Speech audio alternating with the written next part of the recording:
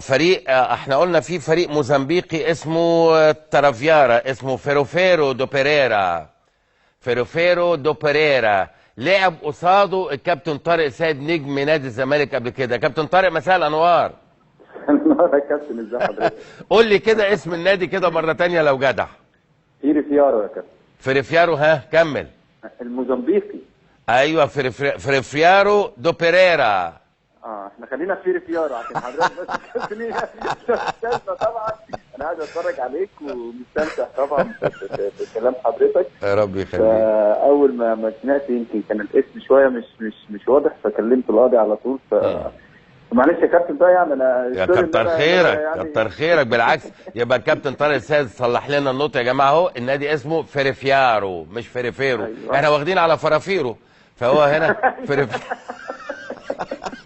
فيريفيارو. قول على فكره قبل كده. قول لي بقى، قول لي ايه الفرقه دي ايه بقى، قول لي.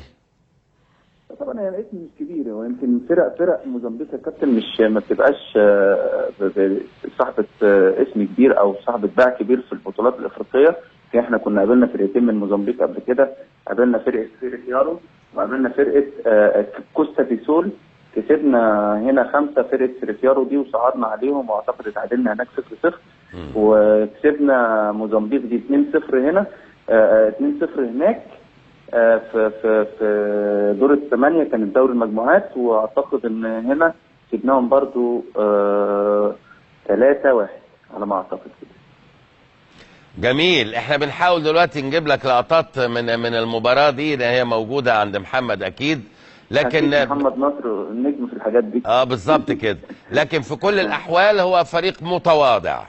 لا فريق متواضع طبعا. اتمنى ان هو يقع في حظ الزمالك او الاهلي او يعني فرقنا يعني على ان تبقى فرصنا في المجموعه ان شاء الله باذن الله سواء الزمالك او اهلي فرصنا اكبر من لما تبقى فرقه زي دي موجوده معانا. طب لو انت اخترت يا كابتن طارق، هقول لك دلوقتي احنا قلنا الفئه الاولى خلاص عرفناها، اهلي زمالك نجم ساحلي صن داونز. هقول لك المستوى الثاني تختار للزمالك، خلينا للزمالك، تختار ايه للزمالك؟ الترجي التونسي، الهلال السوداني، اتحاد العاصمه الجزائري، الوداد البيضاوي. تاني، الترجي التونسي، الهلال السوداني، اتحاد العاصمه الجزائري، الوداد البيضاوي المغربي.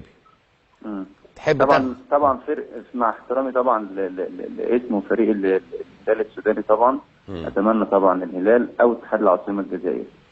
الهلال السوداني او اتحاد العاصمه الجزائري.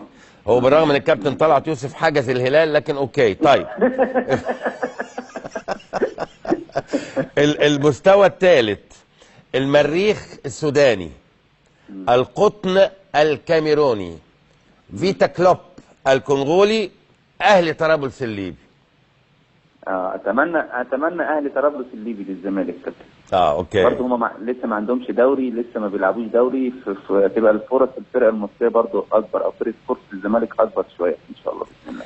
طيب اخيرا المستوى الرابع، سان جورج الاثيوبي. فيريفيارو وانت مغمض.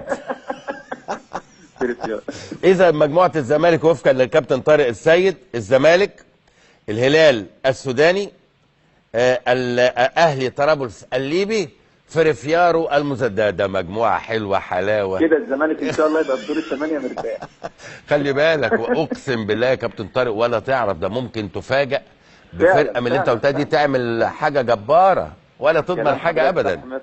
100%. الكوره ما بتعرفش الا المجهود في الملعب يا كابتن. برافو عليك. حضرتك صح 100%. برافو عليك. بس اعتقد ان لو المجموعه دي كده ممكن نادي الزمالك يبقى ليدنج يعني فرصه كبيره جدا. انا بتفق معاك طبعا 100%. انا بشكرك كابتن طارق شكرا جزيلا. يا رب يخليك. اشكرك شكرا جزيلا.